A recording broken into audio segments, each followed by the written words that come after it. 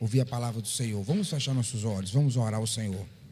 Soberano Deus de Israel, em nome do teu santo Filho Jesus Cristo, nós nos colocamos aqui, Senhor, diante do teu altar, para te pedir que o teu Espírito Santo venha falar em nossos corações, que o Senhor possa preparar-nos para ouvir a tua palavra, e que a tua palavra venha ser viva e eficaz em nossos corações.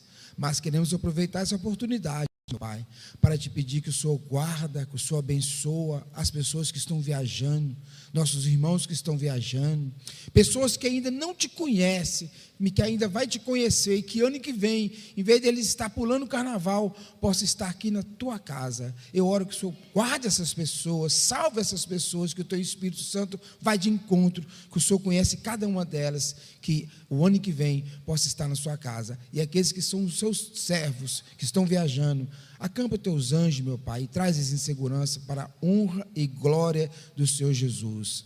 Amém. Amém. Glória a Deus. Irmãos, o Senhor é bom e a sua misericórdia dura para todo sempre. Irmãos, hoje o irmão falou muito sobre a bondade de Deus. Irmãos, sabe o que mais entristecia Jesus quando ele esteve aqui há 2000 anos atrás, nos fariseus? Irmãos, a lei, que foi a segunda aliança que Deus fez com o homem, a lei veio, e a lei realmente era muito pesada, mas acontece que os fariseus, eles pegaram a lei, e colocaram 613, aqui no Brasil nós chamamos assim, emendas parlamentares, lá não, eles colocaram 613 leis, que nem era para ter, aquilo estava sufocando o homem, e Jesus falou coisa assim, ó, vocês colocam fardo sobre os homens que vocês não querem carregar nem com o dedo. Irmãos, os fariseus, os sacerdotes, eles não estavam anunciando que Deus era bom, eles não anunciavam a bondade de Deus, nem o amor de Deus, eles estavam só colocando coisas pesadas, e Jesus veio, e aquilo entristecia Jesus, aquilo entristecia Deus, porque eles não falavam mais sobre o amor de Deus.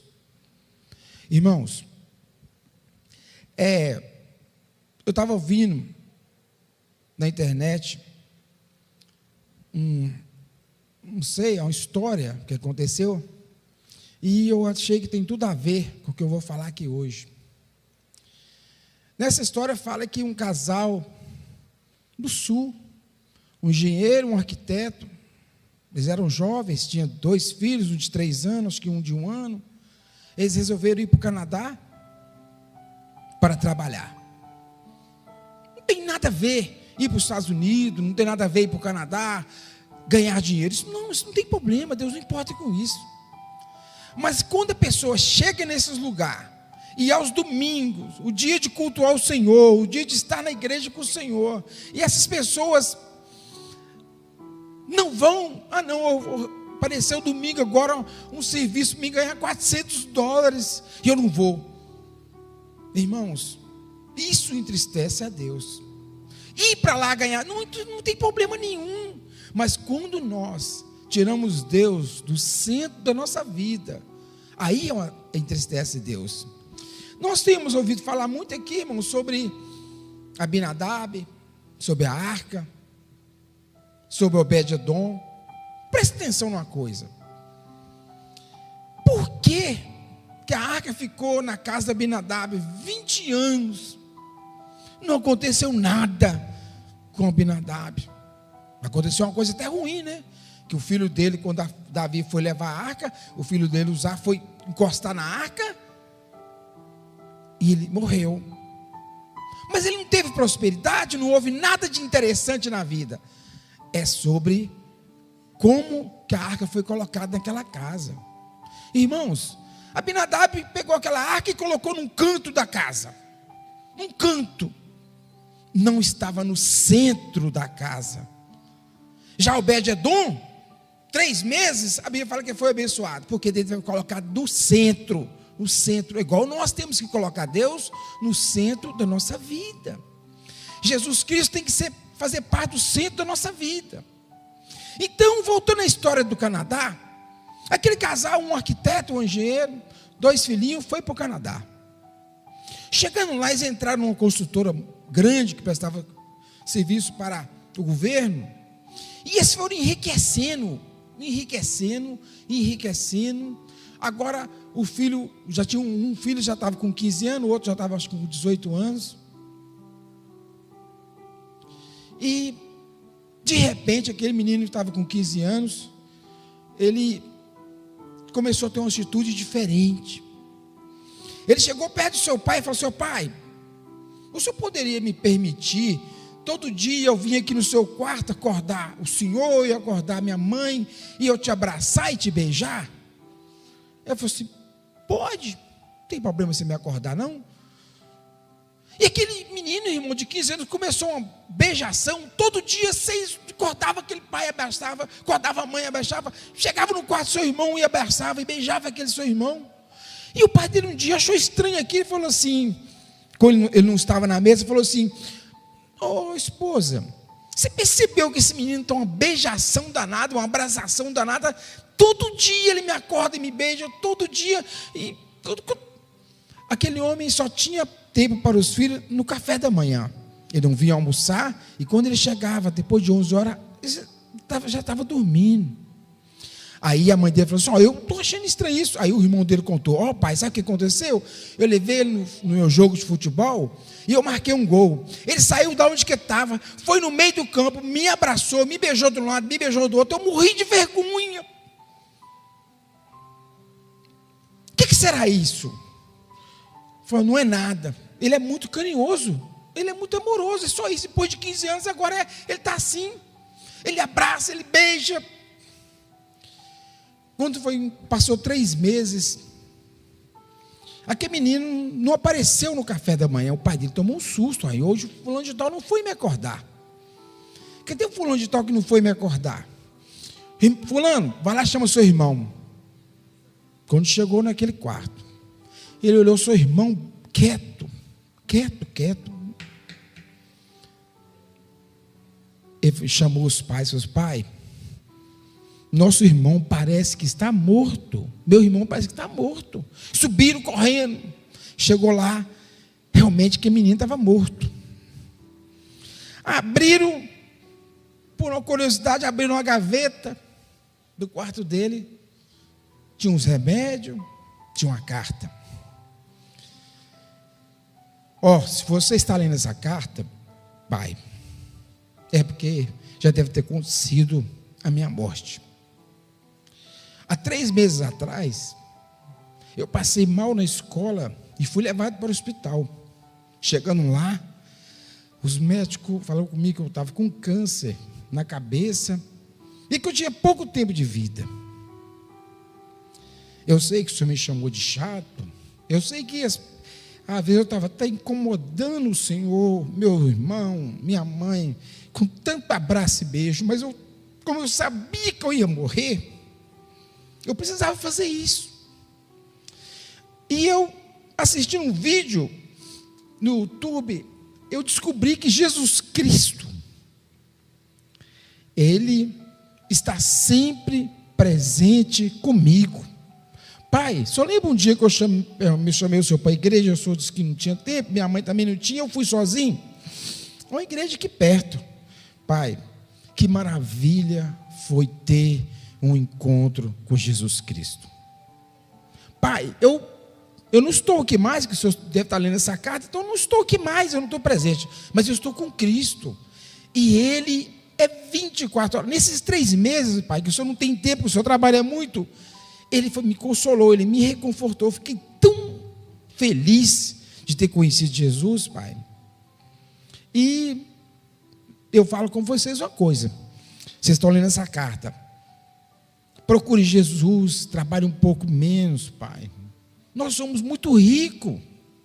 Tanto que eu comprei no cartão da minha mãe uns remédios que o médico passou comigo, $5.000, e a minha mãe, o senhor nem me perguntou por que eu gastei na farmácia $5.000. Isso significa tanto que nós somos ricos. Trabalhe menos e procure Jesus. Irmãos, eu estava falando sobre o centro. Irmãos, trabalhar não tem problema nenhum. Ficar rico não tem problema nenhum. Mas Jesus Cristo tem que ser o centro da nossa vida. Amados irmãos, quando Adão pecou, há 6.000 anos atrás, a Bíblia tem versículo que é para a igreja, tem versículo que é para Israel, tem versículo que é literal, tem versículo que é espiritual. Mas Gênesis 3,15, um versículo que é uma profecia para o diabo, que aconteceu 4.000 anos antes de Jesus ser crucificado. 4.000 anos antes de Jesus ser crucificado. O Gênesis 3,15 é uma profecia para o diabo. Porque Adão tinha pecado. Adão tinha pecado. E agora Deus virou para o diabo. Em Gênesis 3,15 falou: colocarei inimizade entre ti e a mulher, entre o seu descendência e a sua descendência. Ele te ferirá a cabeça, mas tu vai ferir o seu calcanhar. Irmãos, isso é uma profecia que se cumpriu em Lucas 22, versículo 44. Lucas 22, 44, está escrito, irmãos, que Jesus, no dia da crucificação de madrugada, ele orava tão intensamente, que gotas de sangue caíam no chão. Até 1950, os cientistas não entendiam como é que o ser humano podia suar sangue. Os cientistas não compreendiam isso. Até que, na Índia, eles se depararam com um homem que foi picado por uma serpente tão venenosa, e ela colocou tanto veneno naquele homem que ele estava suando sangue. Então, de lá para cá, essas teorias dos cientistas que não tem como suar sangue, acabou. Mas sabe o que aconteceu?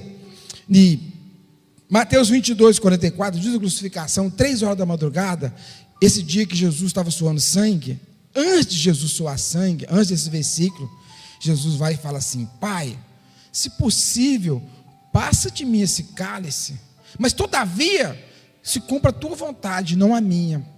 Eu já vi pregadores, irmãos, até pregadores que têm 2 milhões de inscritos no YouTube, falando que Jesus, o cálice que Jesus estava se referindo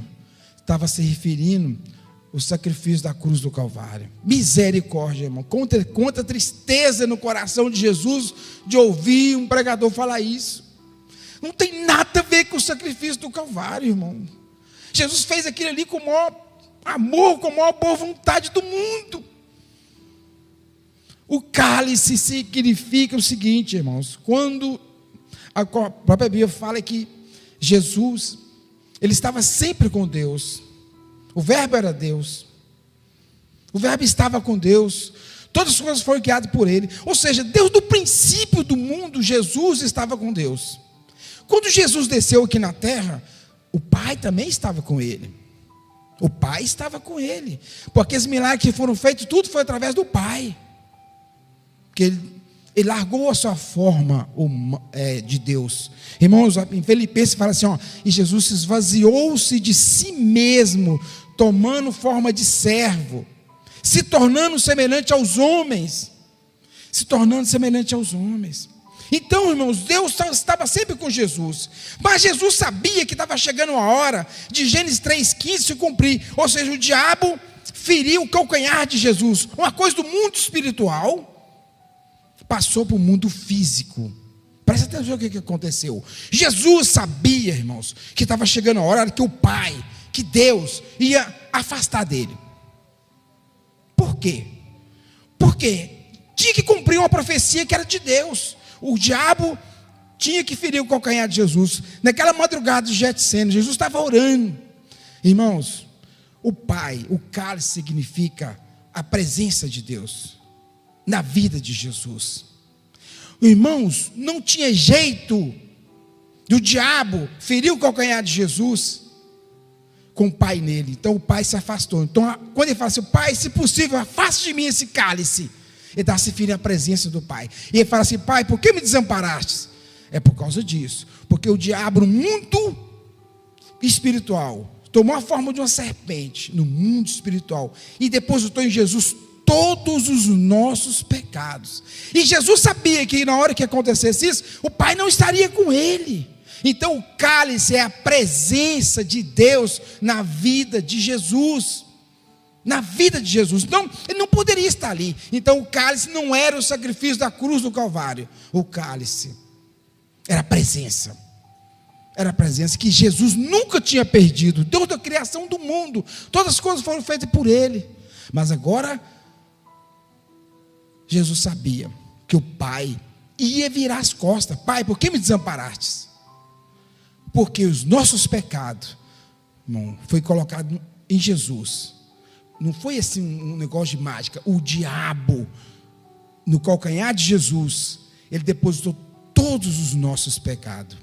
Irmãos, quando nós pecamos, nós alimentamos o diabo. Irmãos, quando Adão pecou, ele passou toda a autoridade que Deus tinha dado para ele. O poder que Deus deu para Adão é uma coisa muito grande, irmãos. Ele tinha o poder sobre toda a terra. Os animais todos respeitavam o homem. Respeitavam o homem. Por isso que, olha para vocês verem. Agora, o homem tinha uma diferença dos animais. Os homens tinham o Espírito de Deus. Animais não têm.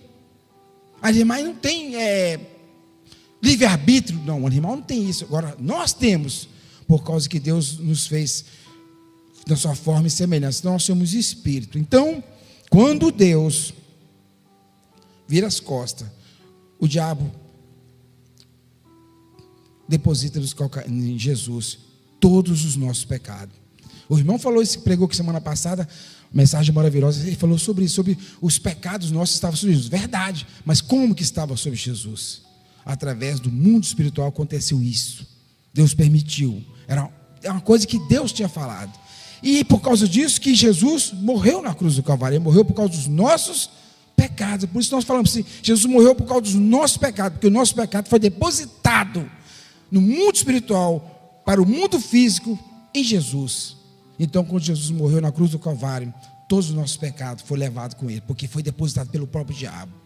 Deus tinha um plano de salvação, mas o diabo não sabia direito como é que era esse plano de salvação. Então, irmãos, aconteceu isso. Jesus, de 3 horas da madrugada até as 3 horas da tarde, que ele entregou o seu Espírito, o Pai não estava nele. O Pai virou as costas: Pai, por que me desamparastes? Mas é por causa disso, é para que nós sabemos. Jesus sabia, faz essa pergunta, mas ele sabia qual é o motivo. É porque nós precisamos saber que isso foi um grande sacrifício que Jesus fez, maior que o da cruz do Calvário. E sobre a cruz do Calvário, Jesus, irmãos, era o homem mais lindo que pisou aqui na terra. Ah, mas no livro de Isaías está escrito que nele não havia nenhuma beleza. Está escrito, mas acontece que Isaías, quando teve essa profecia, Jesus sendo crucificado. Agora eu te pergunto, pega o homem mais bonito aí do Brasil agora, ou do mundo, dá uns murros na cara dele, igual Jesus tomou no Sinédrio. Depois leva ele lá para Pilatos, e ele foi esbofeteado pelo soldado romano, 39 chicotadas. Depois coloca a coroa de espinho no homem mais lindo e prega na cruz e vê se existe alguma beleza. Sem contar uma coisa: os judeus, irmãos, eles eram as pessoas que tinham mais roupas, tinham um vestido, tinham uma capa, tinha um negócio na cabeça. E Jesus não foi pregado desse jeito. Colocaram só um paninho embaixo. Então qualquer judeu que olhasse para Jesus ali, nessa situação, acharia que ele era feio. Mas Jesus foi a pessoa mais linda do mundo, juntamente com Adão. Adão e Jesus, ninguém é mais lindo que esses dois. Escritos romanos que foram achados, tem um escrito romano aí no tempo de Jesus, que uma pessoa fala sobre Jesus para o imperador, e esse cara fala, e essa pessoa fala, esse senador fala assim: ó imperador, esse homem, ele não é um revolucionário, ele não estava aqui para arrumar problema, não. A mensagem dele era de paz. E quando todo mundo olhava nos seus olhos, a pessoa não aguentava olhar nos seus olhos, porque os seus olhos tinham uma luz, e a pessoa abaixava o semblante. Nós estamos falando de um senador. Essa pessoa que escreveu tal carta, ele tinha visto Jesus e mandou um relato lá para Roma. Tem muitos escritos em Roma, tem muito mais escrito, que dá 3 Bíblias sobre as coisas que Jesus fez. Então, irmãos, Jesus era lindo, mas na crucificação não tem jeito de ser lindo. Então Isaías viu Jesus crucificado, então ele viu Jesus numa situação muito difícil. Agora Jesus, aquele sacrifício da cruz do Calvário, não é tão grande como o sacrifício de perder a ausência do Pai por 12 horas, por esvaziar-se de Deus, porque ele teve que largar o seu corpo de Deus lá no céu. Está escrito em Filipenses 2, esvaziou-se de si mesmo, tomando forma de servo, se tornando igual aos homens. Irmãos, nosso Deus é o único Deus que saiu lá do céu, desceu aqui, morreu na cruz para nos salvar.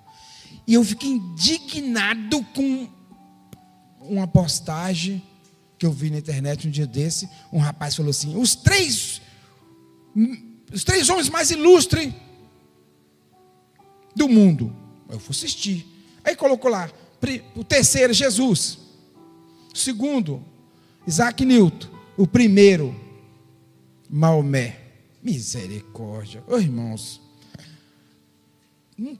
é um trem do diabo, um trem desse, irmãos. Jesus, ele modificou o mundo há 2000 anos atrás. Ele modificou o mundo. A mensagem dele transformou o mundo há 2000 anos atrás. Como é que o cara pode falar que Maomé, que há 1400 anos atrás criou uma religião, mas ele não tinha apóstolos, ele tinha guerreiros. Maomé implantou essa religião dele com guerra, com morte, com espada. Era assim que foi implantado. Foi implantado dessa forma. Ele juntou um pequeno exército que foi aumentando e foi obrigando as pessoas a ser muçulmano. A primeira palavra que ele falava era até interessante. Ele falou assim: não pode ter vários deuses, não pode adorar essas imagens aqui, tem que quebrar tudo. Beleza, isso aí tudo bem, mas foi implantado na espada. Jesus não, Jesus tinha apóstolo e tinha seus discípulos, e o cristianismo foi implantado com amor. Porque o cristianismo é amor, que Jesus nos amou de tal maneira. E, irmãos, certa vez um jovem me perguntou: o que significa Jesus morreu por nós? Eu falei com ele assim: Jesus é o perdão. Se você ir até Jesus, você está perdoado dos seus pecados. Como? Eu falei: como?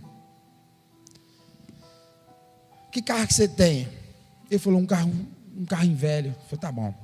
Você imagina que você sofresse 150 multas de sinal vermelho nesse carro seu, ou 200 multas. Cada falha que você tivesse fosse uma multa. Cada pecado que você cometesse fosse uma multa de sinal vermelho. Você conseguiria pagar a multa para andar nesse carro? Não conseguia não, porque aí dava um valor que 10 vezes mais o valor do carro. Nós somos pecadores e nós estávamos destituídos da glória de Deus. Então Jesus veio para que todo aquele que crê nele, que aceita ele, pela fé, os seus pecados são perdoados. Então é isso que Jesus fez, ele perdoou. Então depois que Jesus perdoou, é como se Jesus pegasse todas as suas multas de carro e rasgasse todas, aí você pudesse andar com o seu carro normalmente. Jesus, ele veio para que nós tenhamos vida, e vida com abundância. Mas você está achando que essa vida com abundância é o quê? Não sei, é vida eterna no céu. A abundância de vida que Jesus nos ofereceu é a vida abundante no céu, porque nós somos um espírito. Nós habitamos num corpo, mas nós somos espírito. O importante é quando nós partimos desse mundo, nós partimos com Cristo, partir com Jesus no nosso coração, porque a vida é eterna, nosso espírito é eterno. Nosso espírito é eterno. Falei para ele. Ele falou assim: eu não acredito em alma, não. Não acredito que existe alma, não. Você não acredita em alma, não? Não. Tá bom. Se eu pegar uma faca e passar no seu braço, o que é que vai acontecer? Eu vou sentir uma dor muito forte. Você já perdeu algum ente querido? Já. Que dor que você sentiu? Nossa, eu senti uma dor muito forte, eu perdi meu filho. Senti uma dor muito forte. Aquela dor que você sentiu foi sua alma. Sua carne não foi atingida, é sua alma. Aquela dor é sua alma que sentiu. Nossa alma é emoções, sentimentos. Nós somos um espírito, nós temos uma alma que habitamos nesse corpo. Esse corpo vai ser passageiro.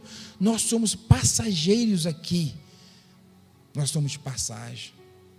E você tem que entrar na arca de Jesus através da fé, através do perdão. Jesus é o perdão. Agora ele não pode te obrigar, ele não vai te obrigar a você aceitá-lo. Não é assim que funciona. Não é assim que funciona. Amados irmãos, agradeço a oportunidade em nome de Jesus.